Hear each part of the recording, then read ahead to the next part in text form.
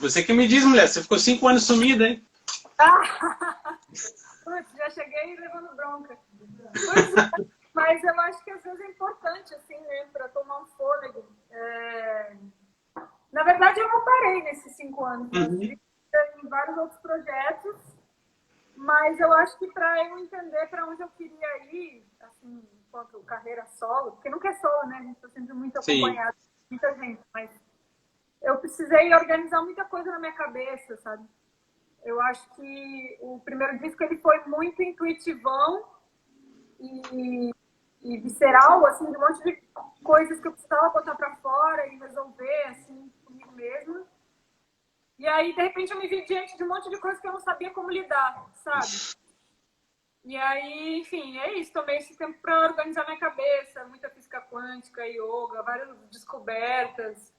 E, e acho que é isso. Acho que hoje eu me sinto mais madura mesmo, mais pronta para lidar com toda essa questão que é, né, o fazer artista, que a gente se expõe muito, a gente fica muito vulnerável e as coisas se misturam muito também depois na vida real, assim, tipo, enfim, nas relações, é muito complexo, né?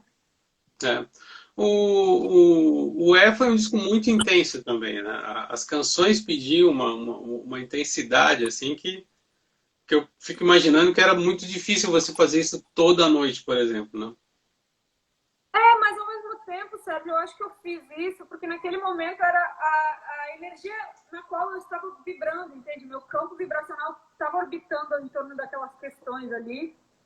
E acho que eu sou uma pessoa intensa, mas eu acho que ali tinha uma coisa muito, além de intensa, tensa. Era tenso, sabe? Uhum. Tinha um desconforto.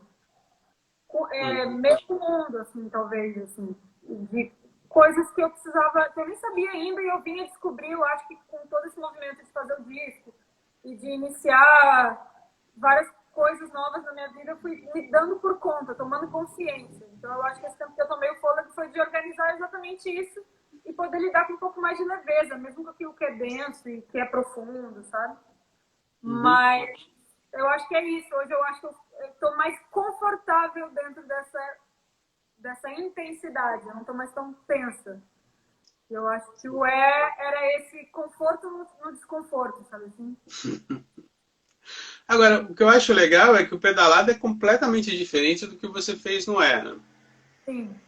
Foi uma preocupação tua de falar assim, eu não quero fazer um E parte 2 ou simplesmente surgiu?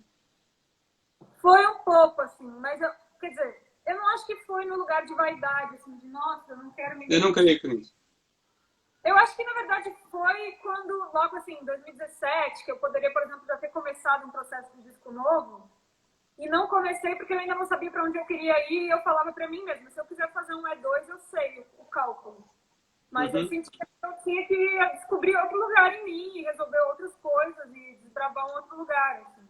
Não que eu não vá visitar isso em algum outro momento da minha vida que seja coerente com aquilo, mas também nunca vai ser aquilo. Aquilo é aquilo. E graças a Deus a gente está Sim, sempre, né, nessa constante possibilidade de movimento. Eu sou, imagina, tenho o meu mapa astral muito regido por Mercúrio, porque eu sou de Virgem com ascendente em Gêmeos.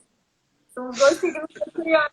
Então eu tenho essa coisa de movimento muito forte, eu preciso estar em movimento.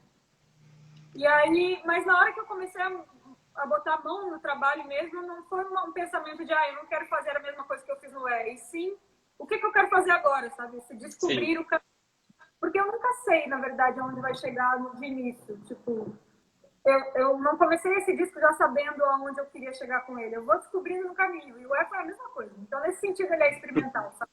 Porque ele não pega uma tangente de tipo, tá todo mundo agora fazendo trap, tá todo mundo fazendo funk, tá todo mundo fazendo isso, então eu vou pegar minha. Enfim, eu não consigo.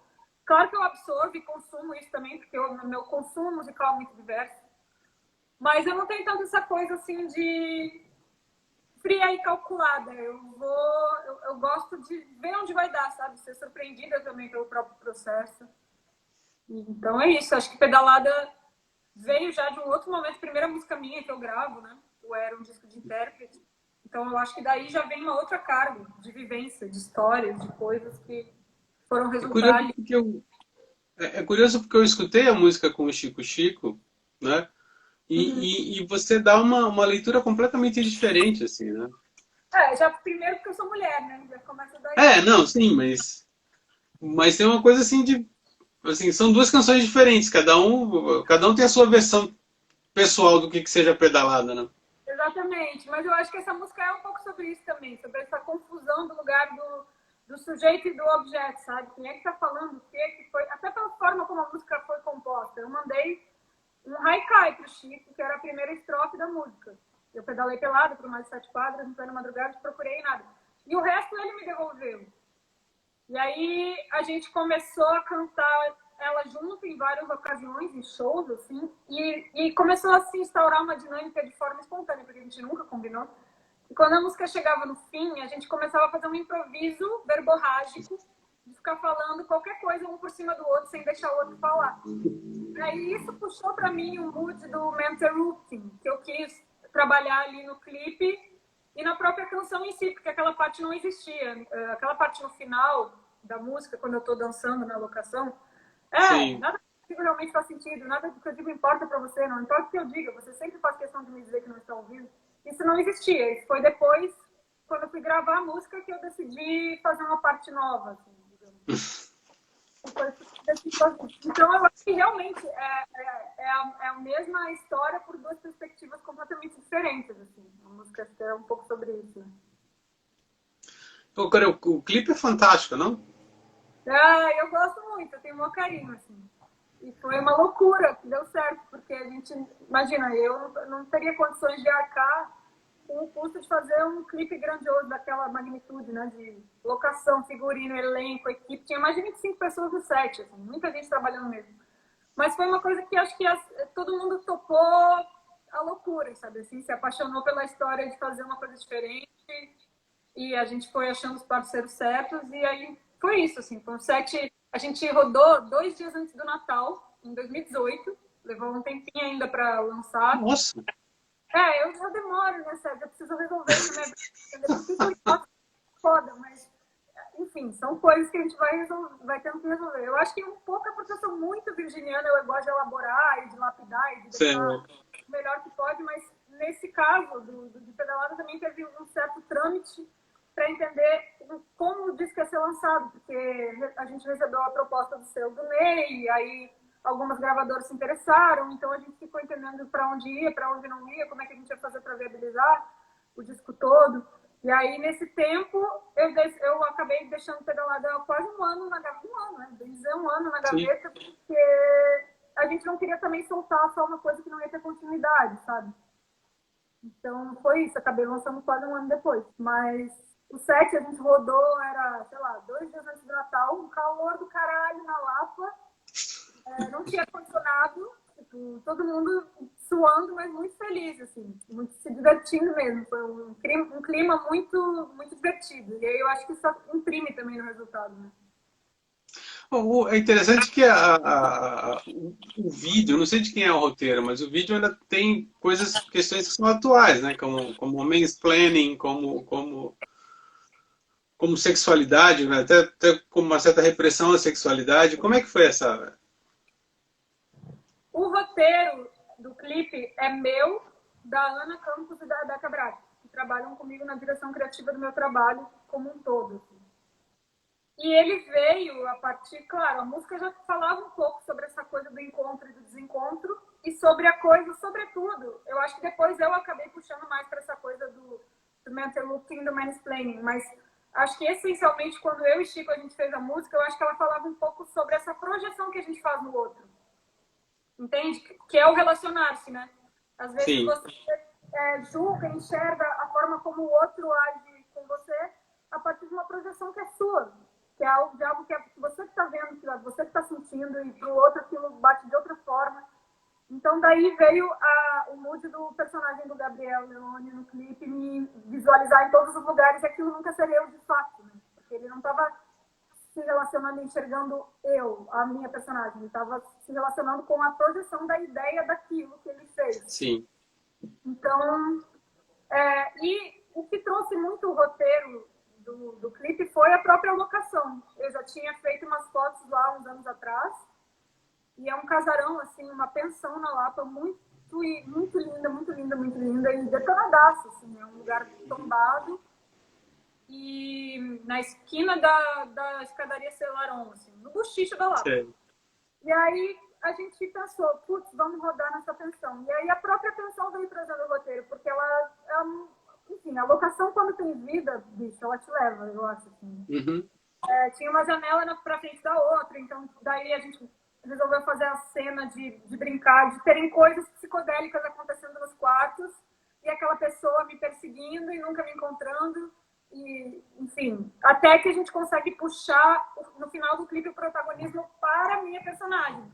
Que é justamente quando ela revela, eu acho, a questão mais do nada do que eu digo realmente faz sentido, nada do que eu digo importa para você, não importa o que eu diga, você sempre faz questão de me dizer que não está ouvindo. Então ali eu acho que ela consegue dar uma reviravolta e dizer assim, peraí, você está dizendo, sabe, você está projetando isso em mim e isso não, enfim, foi um pouco a ideia que a gente quis transmitir.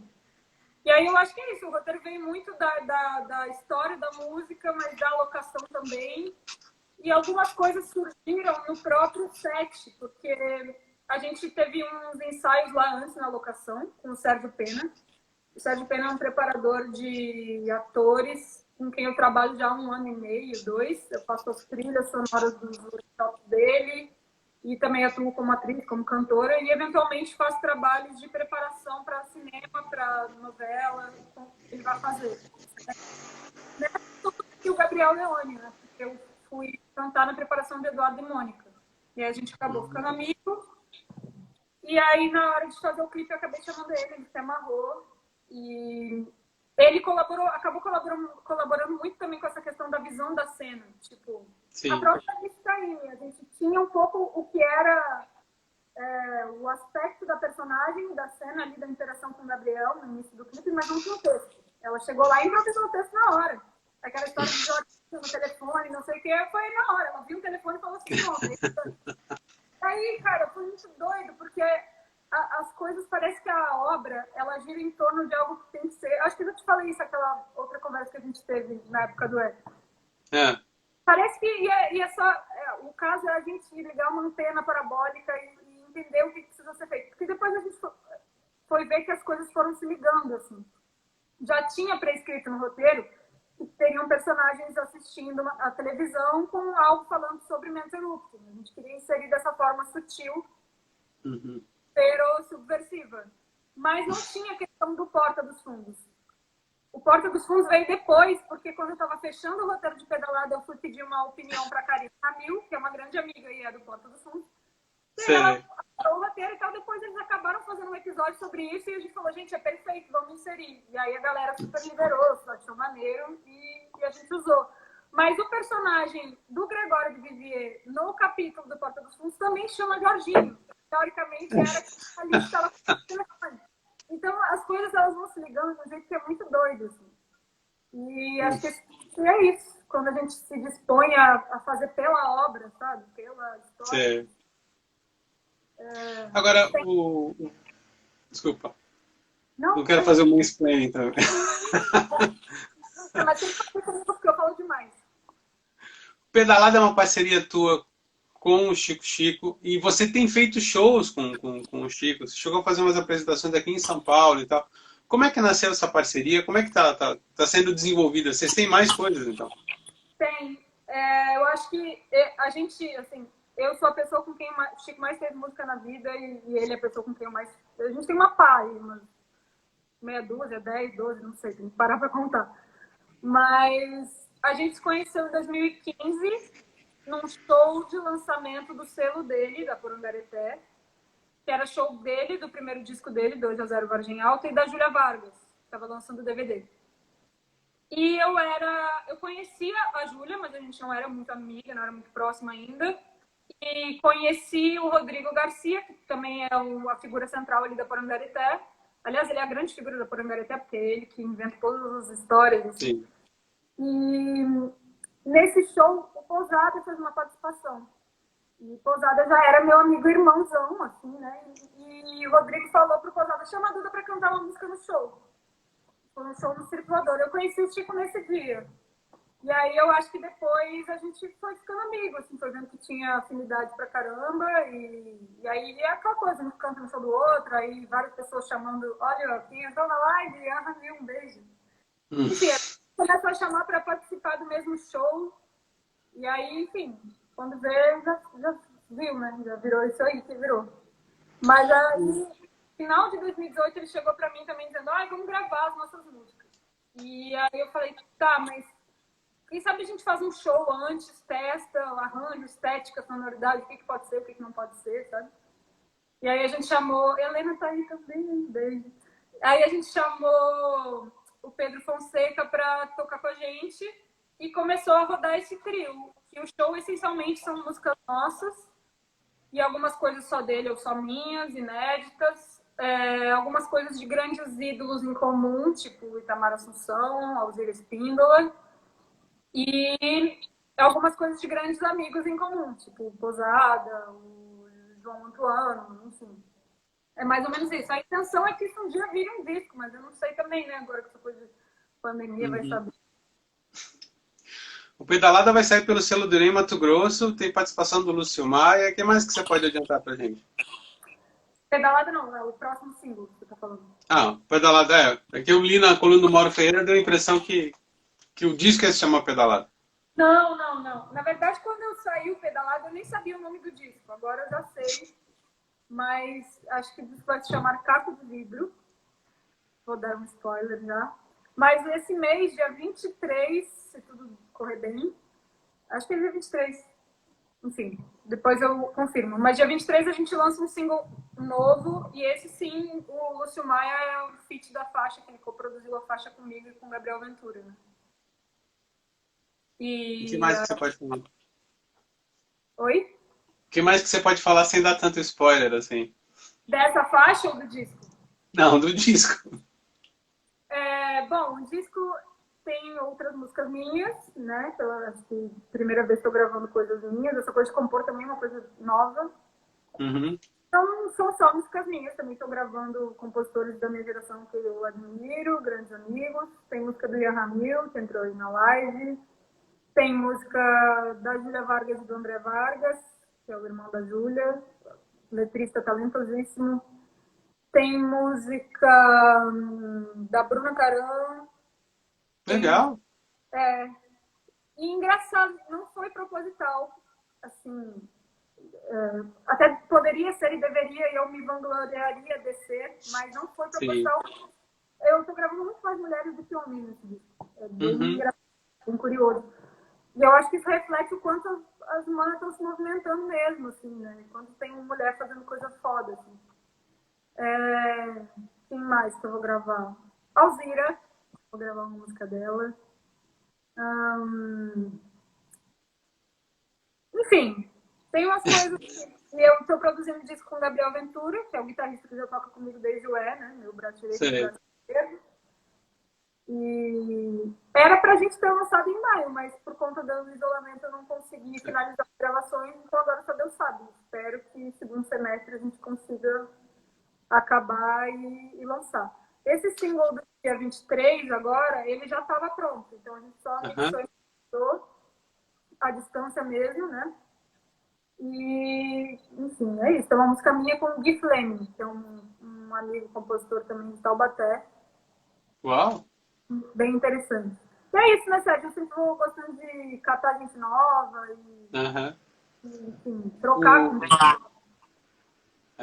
O Deco tá perguntando se vai sair em formato físico, em CD ou vinil.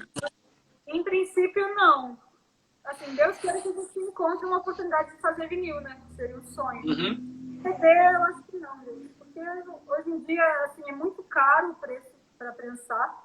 E pouca gente realmente investe, gosta, compra, né? Então, o que eu acho uma pena, porque eu adoro, mas bem dizer, eu acabo mal ouvindo CD hoje em dia também, porque eu não tenho carro, não dirijo, meu computador não tem drive de CD, ouço vinil em casa e Spotify, né? Eu estava vendo a tua página, um dia desses você colocou uma coisa muito bonita sobre do Mujica, sobre cultura, né? Na minha página do Facebook. Ah, do Não, Facebook. Sim. e você também fez um depoimento super bonito sobre a Fiona Apple, né? Ah, mas é que é o amor da minha vida, né? Não tenho palavras. Não tenho palavras. A Beyoncé é a melhor cantora do mundo, é a rainha, mas a Fiona Apple é o amor da minha vida. Ela ganha, não tem jeito. E eu tenho uma coisa muito de me identificar. A Fiona também é virgem com Vênus e Leão, igual a mim. E aí eu Aham. acho que o lugar acaba refletindo muito, assim. Eu acho que quando eu descobri a Fiona, comecei a ouvir, ver as letras, a forma como ela escreve, eu pensei, gente, tem alguém no mundo que sente as coisas do mesmo jeito que eu, assim. Então é nesse lugar que eu conecto. E, enfim, acho que temos sombras parecidas, eu e ela. Então é isso. Eu realmente tenho uma paixão enlouquecida por ela. Uhum. Eu vi que você está, embora a gente tenha toda essa situação da pandemia, você está bem ativa nas tuas lives, por exemplo. Uhum. E vi uma notícia que você vai fazer um pocket para aquele coletivo Mulheres, né? Sim, e No é dia bem 20. interessante esse projeto, porque a gente lançou Pedalada também com uma versão em Libras, né? Com tradução em Libras. Uhum. O meu cunhado, ele tem um irmão que é surdo, ficou surdo de meningite, um bebê, ainda bebê. Sério. E a mãe dele decidiu devotar a vida dela para acessibilidade, até que, enfim, eles vieram hoje em dia abrir uma empresa de tradução. E aí, quando eu fui lançar o clipe, Conversa Vai, Conversa Vem, a gente falou, poxa, isso é uma coisa que tem muito pouco no meio artístico, né? As pessoas não investem tanto nisso, nesse lugar da acessibilidade, o que, em certa forma, é um equívoco, porque o surdo, na verdade, ele não consegue decodificar o som, mas ele sente a vibração, né? O som é uma onda. Sim. Então, já aconteceu algumas vezes de surdos irem a shows e se emocionarem muito, chorarem muito por sentir a vibração do som. Assim. Mas aí eles perdem, além do entendimento da decodificação daquele som, eles perdem por não entender a letra, porque não tem Uhum. ninguém traduzindo a ideia, né? Enfim, a canção também passa pela poesia e por, enfim, todo esse lugar que vem da palavra, né? Claro que é sempre muito maior que a palavra, tem muita coisa que a palavra não consegue definir, mas, enfim, ela consegue tangenciar. E aí reduz a possibilidade do diálogo com essa comunidade que existe, que está aí, né? Então, eu propus para ele uma parceria, a gente lançou o Clipe Libras. Esse coletivo é um coletivo de mulheres de Recife, de Pernambuco em geral, eu acho. E uma fã que já me acompanha há muito tempo, desde o ela, foi nos meus shows lá em Olinda, em Recife, e ela é surda. Ela é, tipo, tem 10, 20% de audição só. É. Ela fala fluentemente, é muito engraçado isso. Assim, muito... Como uma coisa é uma coisa, outra coisa é outra coisa, né? Mas, enfim. Uhum. Ela viu o lance da tradução em Libras, a gente conversa muito sobre essa questão da acessibilidade, e aí ela me chamou para fazer esse show, que provavelmente vai ter um tradutor, traduzindo as músicas na hora, assim, isso vai ser bem legal. Assim, nunca fiz isso na vida, vai ser a primeira vez. Você tem uma versão linda de Boomerang Blues, né? Uhum. Que você gravou recentemente. E é incrível, porque a tua geração conheceu muito pouco o Renato Russo, né? De onde é que veio isso? Cara, essa coisa do Renato foi muito doida, porque é uma coletânea que o filho dele fez para, acho que 20 anos da morte do Renato, né? Sim. Foi 2016. É.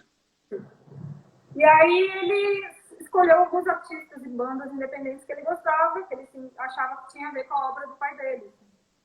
E aí ele me chamou. Eu te confesso que eu não tinha muito essa coisa da Legião Urbana. Não era legionário, não sou. Não faz parte da tua geração. E nem tanto assim da obra do Renato, apesar dos meus pais terem ouvido bastante, então eu acabei absorvendo um pouco como criança. Eu me lembro que minha mãe tinha aquele disco amarelo do Renato, que ele canta em italiano. Sim, sim, aqui livro distante. Isso. Então, e aí eu fui ver, só que assim, para essa discografia, para esse disco em homenagem, tinha que ser canções que fossem só do Renato, pela questão dos autorais, de liberação e tal. Uhum. E aí, quando eu vi, eu falei, cara, Boomerang Blues é a minha cara mesmo. É. É a minha cara. E aí a gente gravou, fez uma versão virada no capiroto. bem visionário. O Kairê Rego, do Baleia, produziu essa faixa, gravou, mixou tudo, e a gente fez, assim. E aí que eu acho que eu comecei a ouvir mais as coisas do Renato, daí no próprio workshop do Pena, a questão de ter feito a preparação do Gabriel para o Eduardo e Mônica, acabou me levando para esse lugar de entrar mais em contato. E aí ele também é super legionário, e aí começou a me aplicar um monte de coisa, outros amigos também que gostam muito. Então eu vinha me conectar um pouco mais com a obra do Legião a partir do Boomerang. Inclusive, na preparação do Eduardo e Mônica, foi a primeira música. Eu cheguei, o Pena não deixou nem eu dar oi para ninguém. Ele falou assim, canta o Boomerang. E é uma música que o Pena sempre pede para eu cantar nos workshops, assim, porque ele acha que tem uma performance super forte ali, da interpretação da música e tal. E aí, eu não sei, é isso, é o tal do match, né, que dá a música com a cantora, ou com o cantor, ou enfim. E aí, a partir disso que eu comecei a me conectar mais. Não era uma coisa, assim, que eu já super escutava, sabe? Mas eu adoro. Ela parece nasceu para ser feita para ser cantada por você, né? Pô, que demais, que legal esse feedback. Porque é uma faixa assim que, assim, quem conhece, ama, mas não é todo mundo que conhece, assim. Não, porque tá no disco do Barão Vermelho, que é um disco que nem vendeu tanto e tal. Pois é. Agora vem cá, por falar em versão virada no capiroto, você teve o Primavera nos Dentes, né, que é o grupo ao qual você se uniu, que virou do avesso Secos e Molhados, assim. E tem bandas, né, e tem cantores, principalmente, que é um terreno muito pantanoso você mexer ali, né? Como é que foi o Primavera nos Dentes? Quais foram os principais desafios? Então, nesse sentido foi terrível, né? Porque o Charles me chamou no final de 2015, eu tinha acabado de lançar o ele recebeu indicação de 3 artistas diferentes, um homem e 2 mulheres. E aí quem indicou foi o Felipe Abreu, irmão da Fernanda Abreu, que é um preparador vocal do Rio. Eu já tinha feito algumas aulas com ele e é um grande amigo, assim, ele foi uma pessoa que eu tinha 17 anos, estava começando a cantar, me acolheu e disse, vai em frente que tu dá muita coisa. Então eu tenho o maior carinho por ele. E aí, quando o Chaves foi pedir indicação, o Felipe falou de mim, ele ouviu meu disco e achou que tinha tudo a ver. O que é curioso, porque, claro, né, sempre foi uma referência e eu amava Secos e Molhados, mas não foi uma referência que eu pensei diretamente quando eu fui fazer o Eu sabia que o tinha uma cara meio setentista, assim. Eu estava ouvindo Gal Fatal naquela época, coisas do tipo. Mas não foi uma coisa assim, quero ser o Secos e Molhados do século XX. Nunca foi isso. Aliás, nunca é isso pra mim, mas... Enfim, quando eu estava gravando ainda o disco, a gente gravou muita coisa na casa do Bruno, Jorge, que produziu meu disco, que é filho do Lenin. E o Lenin ouviu umas preces do disco e falou, essa menina tem alguma coisa do Secos e Molhados. Logo depois o Charles me chamou. E aí Charles me chamou e chamou o Paulo Rafael, que é o guitarrista do Ave Sangria, apenas, que eu amo essa banda de paixão, e da vida inteira do Alceu Valença. Do Alceu, o braço direito do Alceu. Do Alceu. Então, eu fiquei assim, caralho, o Titã é um cara da Sangria que eu amo, Secos e Molhados, e agora, como é que eu vou dizer que não, sabe? Eu vou ter que encarar. E aí eu chamei o Felipe Pacheco, do Baleia, para tocar violino e guitarra, e o Paulo chamou o Pedro Coelho para tocar baixo. Só que Charles, ele tinha a intenção, primeiramente, era só a ideia de tocar, porque ele queria voltar para os palcos, ele queria voltar a tocar, ele estava sentindo falta. E aí ele pensou, bom, se eu fizer Titãs, eu vou ser cover de mim mesmo. E outro repertório que eu posso fazer que seja muito importante para mim. E aí ele chegou e falou, vai ser Molhados, vai ser Molhados. Mas ele queria tocar os arranjos originais. Ele só queria montar uma banda e fazer um show. Sim. E aí eu cheguei lá atacando terror, né? Eu falei, sabe, olha só, essa obra é icônica. E se a gente, quem sabe, repensar os arranjos, porque também tinha muita coisa que é muito atual, o disco, principalmente pelas letras, mas tinha algumas coisas que eu acho que se a gente fosse reproduzir hoje, como a galera fez na época, algumas levadas, assim, de bateria, de shuffles e coisas do tipo, que não fazem muito sentido depois que você já ouviu o Radiohead, sabe? Depois que, enfim, Jeff Buckley, sei lá, tanta coisa que aconteceu depois. Então, eles toparam essa maluquice, a gente começou a virar realmente do avesso as músicas. E aí o Rafael Ramos, que é diretor da Jack Disc, chamou para gravar o disco. Aí, mais uma vez, eu falei, gente, não. Eu fui a única que não fiz. Porque essa obra não foi registrada. Ela é tipo um dos top 5 da música brasileira. Eu acho que não cabe. E aí, todo mundo quis. Eu fui voto vencido. Ainda éramos uma democracia em 2017. Embora agora estejamos prestes a perdê-la. Não, se Deus quiser não, mas enfim. E aí a gente gravou. Aí gravamos as bases todas até que chegou a voz por último, como normalmente é nas gravações. Né?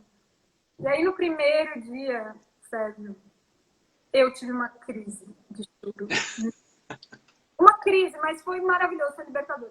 Porque eu comecei a ficar insegura, e fazia não ficava bom, fazia não ficava bom, daqui a pouco eu fiquei desesperada e comecei a chorar.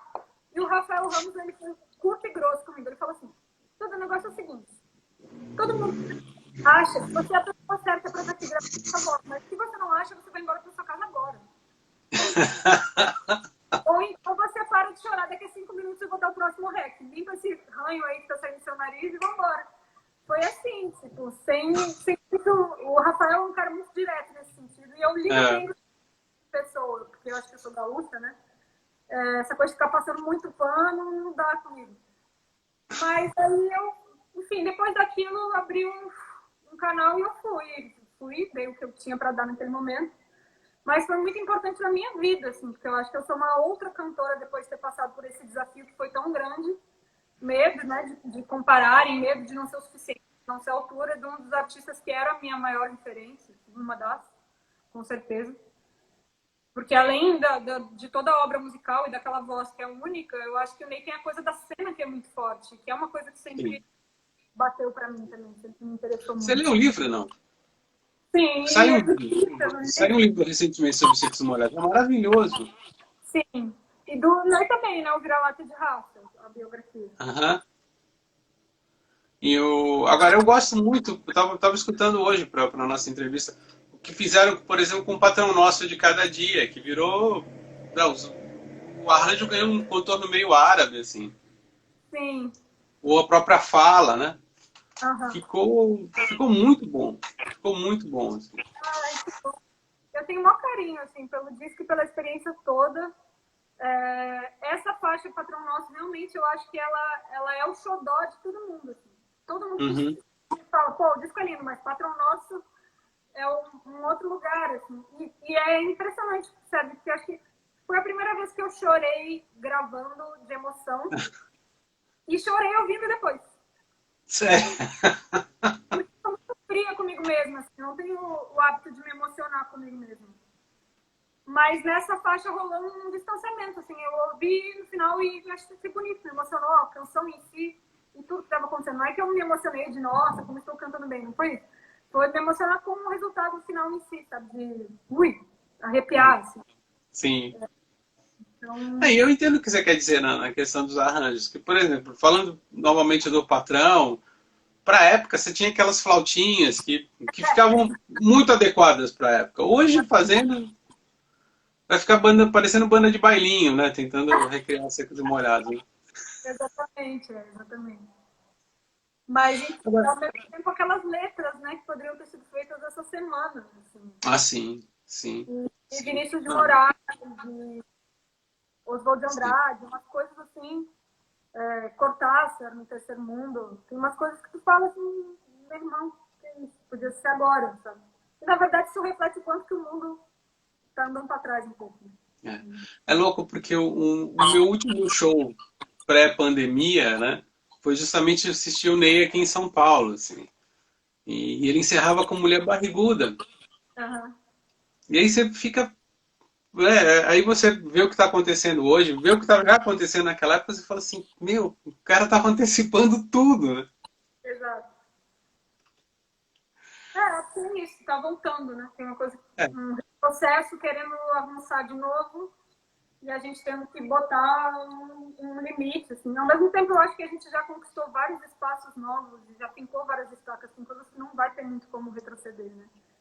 Na questão do feminismo, na questão do... Espero, né? Assim, espero. Sim. Questão dos negros, em várias questões, assim, todo o avanço que a gente já deu e ainda tem muito para se dar, tem que continuar construindo, mas...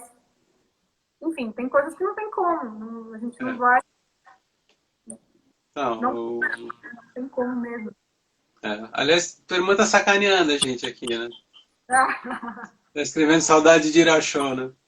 Saudade de fazer o show, gente. Meu Deus do céu. Tem dias que eu fico ficando. E é Agora, legal, é verdade... mas não é a mesma coisa, né? Não. Agora, é verdade que a partir do Primavera nos Dentes, o Ney que te chamou, como é que foi isso? Sim. No Primavera a gente se conheceu, assim, a gente já tinha se encontrado em algumas eventuais situações, acho que ele já sabia quem eu era, mas a gente não tinha chegado a se conectar. E aí ele foi assim, no disco, ele ouviu o disco, depois a gente se encontrou num musical que estavam fazendo em homenagem a ele veio falar comigo, e aí depois ele foi assistir o show.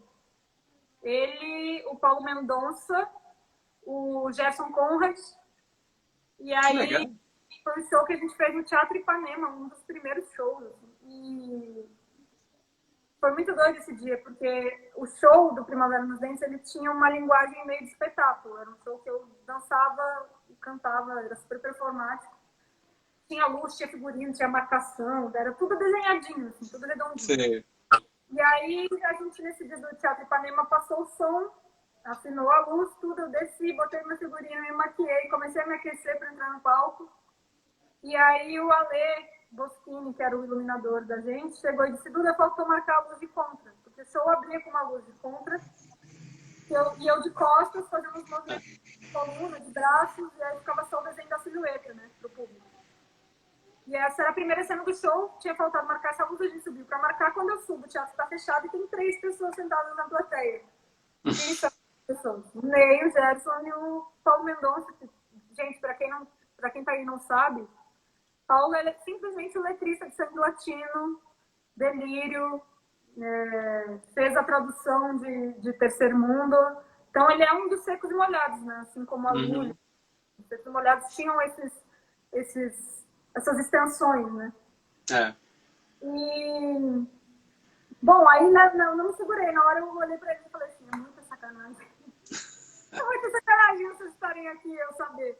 Antes de porque, porra, fica nervosona, né? Mas, enfim, eles adoraram o show e aí, nesse momento, acho que eu e Ney, a gente se conectou. Porque eu acho que ele sacou que ele tinha uma coisa em comum, tinha a ver, que era natural, não era eu também tentando reproduzi-lo. E nem... Não, era uma afinidade em comum. E aí, quando eu estava fazendo o disco novo, ele ficou sabendo e chamou para lançar pelo selo dele, né? Que é recente, na verdade, o selo dele ele lançou o Zé Maria, acho que uns 2 anos atrás. Esse último disco dele agora saiu pelo selo. E eu vou ser a primeira cantora do selo dele. Uau. Mas é isso, acabou também se tornando um amigo, sabe? Um grande amigo.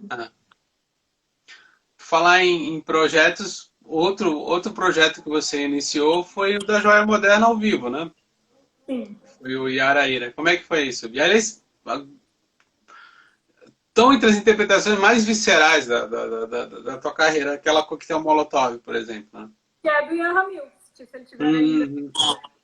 O Ian é lá de Porto Alegre, né? Essa galera gaúcha, sangue nos olhos.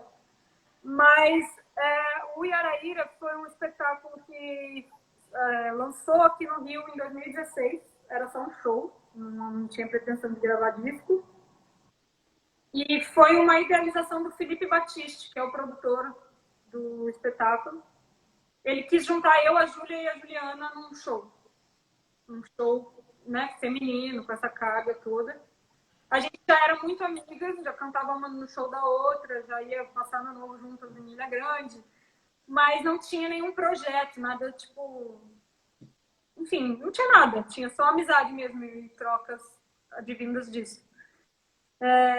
E aí ele chamou o Caio Riscado para fazer a direção artística. O Caio trouxe esse conceito Yaraíra, né? Que era, no caso, mexer com a ancestralidade do canto feminino brasileiro, né? Com essa figura mística da sereia, mas que também tem um lado muito sombrio. Não é a sereia da Disney, é uma outra sereia. E a ira no sentido da fúria contemporânea mesmo, né? De precisar, enfim, expurgar as questões do nosso tempo e se colocar dessa forma. Então é um projeto que tem uma estética em si bem disruptiva, que eu acho que tinha muito a ver com o que eu fazia no né, em 2015. Sim. Mais até do que com Júlia e Juliana estavam explorando naquele momento. Mas foi um projeto muito bacana, porque trouxe algum lugar de desconforto para cada uma. Às vezes no repertório eu ficava mais desconfortável, mas eu ficava confortável com a banda. E aí, enfim, sabe? Até que a gente foi tendo que achar esse lugar que não era nem Duda, nem Júlia, nem Juliana. Era a Entidade e a Araíra, né? E aí dentro do projeto tem músicas que cantamos as três juntas, outras que cantam eu e Júlia, ou Júlia e Juliana, os duos, assim. E tem solos. E aí eu acho que realmente meu solo mais forte é essa música do Ian. Que foi muito louco a forma como ela entrou no projeto, porque tinham que escolher duas músicas. Eu escolhi a primeira, que na época era uma música, não tá no disco. Eu mudei um dos solos depois pro disco. Mas a primeira música que eu trouxe pro Iaraíra era uma música do Caio Prado, que ele tinha feito para mim de aniversário. Chamava Não Duvidei. E aí esse solo ficou pronto, tinha que fazer o outro. Eu não sabia direito o que eu queria, estava em dúvida entre algumas coisas, acabei decidindo fazer uma música do Cazuza, que ele musicou um poema da Clarice Lispector. Sim. A Cássia gravou essa música até. Agora me fugiu o nome. Mas enfim, esqueci completamente. Me deu um branco. E aí eu ia fazer essa música. Já tinha mandado para os músicos, já tinha decidido o tom, tava tudo certo. E aí fui fazer um show em Porto Alegre meu, show com banda, num lugar que chama Pubis, em Novo Hamburgo, que é uma cidade próxima de Porto Alegre. E aí o Ian participou desse show. E a gente cantou Coquetel Molotov. Logo que ele me mandou o disco dele, antes até do Deriva Civilização sair, que foi o segundo disco dele, o disco abria com Coquetel e eu chapei, assim, falei, gente, eu preciso cantar na minha cara. E aí fiquei com isso, a gente acabou cantando no show juntos. E aí eu voltei pro Rio, tipo, foi no final de semana, o ensaio era segunda ou terça. E eu falei assim, muda tudo, para. A gente não vai fazer a Clarice Lispector, a gente vai fazer isso aqui. E aí, assim, então, ficou muito, foi muito engraçado, porque ao mesmo tempo todo mundo ficou muito puto, porque as pessoas já tinham tirado a música, já tinham pensado no arranjo, mas acharam tão foda a música, que falaram, caralho, é isso, tá bom, vamos lá. Vamos ter um trabalho dobrado, mas vamos fazer porque vai valer a pena. Assim. E eu acho que realmente, eu acho que essa é uma das músicas da minha vida. Assim. É as que eu mais gosto de cantar, boto meus bichos tudo pra fora. E é uma letra única, histórica. Eu gosto muito. Sabe qual outra interpretação tua que eu achei o máximo? Foi no telhado ali do Globo, que você canta Luiz Melodia. Né? O Melodia é algo recente na tua vida, não? Não, Melodia eu sempre ouvi. Muitas épocas que eu comecei a fazer o eu ouvia muito Macalé, Melodia, Gal, Caetano, Gil. Era uma época que eu estava muito conectada com essa fase da música, assim. Sim. Só que Melodia tinha uma coisa meio brejeira, carioca, né? E acabou não aparecendo tanto ali no meu primeiro disco. Mas eu sempre escutei muito, eu amo de paixão. Eu acho uma das minhas vozes preferidas, o timbre dele incrível. E acho ele um letrista foda, assim. E aí, logo que ele faleceu, o Mihai teve a ideia, a iniciativa de fazer um tributo aqui no Rio, chamar vários artistas independentes. E aí a verba ia ser revertida para a família do Melodia. E tinha algumas questões da época que ele ficou internado, de grana e tal, e a gente decidiu fazer um negócio beneficente, doar para eles. Sim. E aí eu escolhi cantar Segredo, que eu já amava muito a música. Acho que ela também tinha muito a ver comigo, assim, com o meu espírito. E aí foi uma comoção, realmente. De dentro para fora e de fora para dentro. Porque eu me emocionei muito. Eu tremia, assim, cantando. A primeira vez que eu cantei. E assim, é isso. Nunca tinha cantado. Cantava em casa e tal. Mas é diferente, né? Quando você entra no palco e vai defender aquilo ali para as pessoas. Nossa, eu tremia, Sérgio. Não sei o que aconteceu. Uma coisa realmente que foi muito emocionante para mim. Aí eu acho que também transbordou. E aí a Jane viu, a mulher do, enfim, esposa, né? Viúva do Melodia, estava na plateia, viu, amor, e aí ela organizou um tributo no Circulador 2 meses depois e me chamou para cantar. E aí esse dia foi muito legal, teve vários artistas, a maioria estavam com banda, né? Tinha a Elba, teve Frejá, teve uma galera. E aí eu era ali, Harley, desconhecido e tal, eu e o Mário, voz e violão. Uma música que, tipo, também não era o hit do Melodia. Não, Cara, foi uma coisa muito forte, que eu entrei no palco, cantei e a galera começou a aplaudir no meio da música, veio abaixo. E aí a gente decidiu gravar no telhado do Globo para ter o registro, porque realmente acho que também foi uma coisa muito especial. Assim, depois eu me falei pro Zé Pedro, falei, vamos lançar um single dessa música pela Joia. Ah, não, quero coisa nova.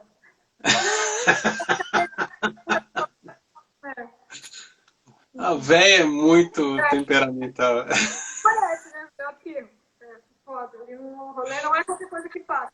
Incrível é. Uma vez eu estava falando com a Fafá sobre isso, né? Dessa coisa temperamental da véia, a Fafá deu a definição. Ela falou assim, ela consegue amar e te odiar você num espaço de 30 segundos. Né? Maravilhoso. Agora, você estava falando do que me perdoe o pessoal do Rio, assim, mas o é um disco paulista, né? Ah, com certeza, com certeza. Foi muito louco a primeira vez que a gente foi fazer o Pompeia. E o Tom Jazz também, logo que lançou o disco. Porque eu sou de Porto Alegre. No Rio hoje fazem 9 anos que eu tô no Rio. Mas na época que eu lancei o eu já tava pelo menos há 5, né? 4. Então já era meio cariúcha já. Só que eu não sei o que acontece com esse público do Rio de Janeiro que é meio... Desculpa, gente, não vou generalizar com vocês, porém vocês são meio blasé, né? São Paulo tu chega e a galera, tipo, vibra, assim. E aí, eu fui fazer o Tom Jazz, eu tinha amigos em São Paulo, músicos e tal, mas eu não tinha público. Eu te vi no Tom Jazz. Nunca tinha feito show em São Paulo, entendeu? Da onde que eu vou encher o Tom Jazz? Foi uma coisa meio aleatória. E dava fio, ficou gente pra fora, né? Eu virava quadra. Foi surreal, não acreditava. E depois o Pompeia é uma coisa, porque o Tom Jazz veio uma hora, uma casa ali de 200, 300 pessoas. Não lembro mais, mas deve ser em torno disso, né? 200 pessoas. O Pompeia é grande também. Não, o Pompeia, na choperia, cabe 800. E aí eu fui fazer um ano depois, no Prata da Casa, e estava quase lotado. Assim. Então, é muito surpreendente para mim, sempre que eu vou para São Paulo, porque eu não não esperava por tanto amor, sabe? Assim, é uma coisa que realmente... E eu acho que é isso, nosso som é mais a cara de São Paulo mesmo. Vem cá, a Priscila tá perguntando quando é que você vai fazer a tua live. Então, gente, eu acho que esse domingo tem live com a Simone Maza, porque eu toda semana faço alguma live e convido algum artista para cantar e trocar ideias. Assim. E... é isso, já tem uns próximos convidados, mas eu ainda estou acertando os dias. Então, por enquanto, a próxima é no domingo. E aí, dia 20 tem esse show pelo Coletivo de Mulheres, né? Que vai ter a tradução em Libra. Então, esse dia vai ser mais show. Assim. A live é muito, né?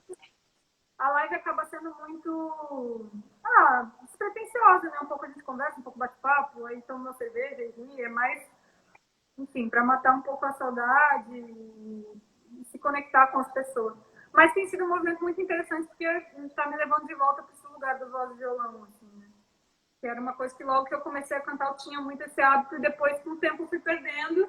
E eu amo tocar com banda, mas eu estou descobrindo que o voz e violão é um outro lugar de força, né? Para as pessoas estiverem aqui nu, enfim, muito... Bom, dona Duda, eu queria agradecer pela entrevista. Eu que agradeço, adorei.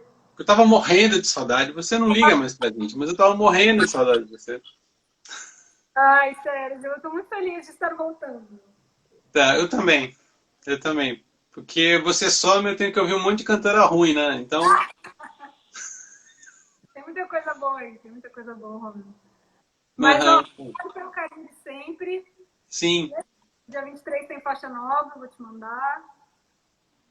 E a gente qual é a live com a Simone? Domingo. Que dia é hoje? Hoje é 11, né? Quinta. 14, dia 14. Então, dia 14, domingo, live de Duda Breck. Dia 20, um Coletivo Mulheres. E dia 23, um novo single. É isso? Exato. Duda, muito obrigado e um beijo pra você. Beijo, adorei. Beijo também.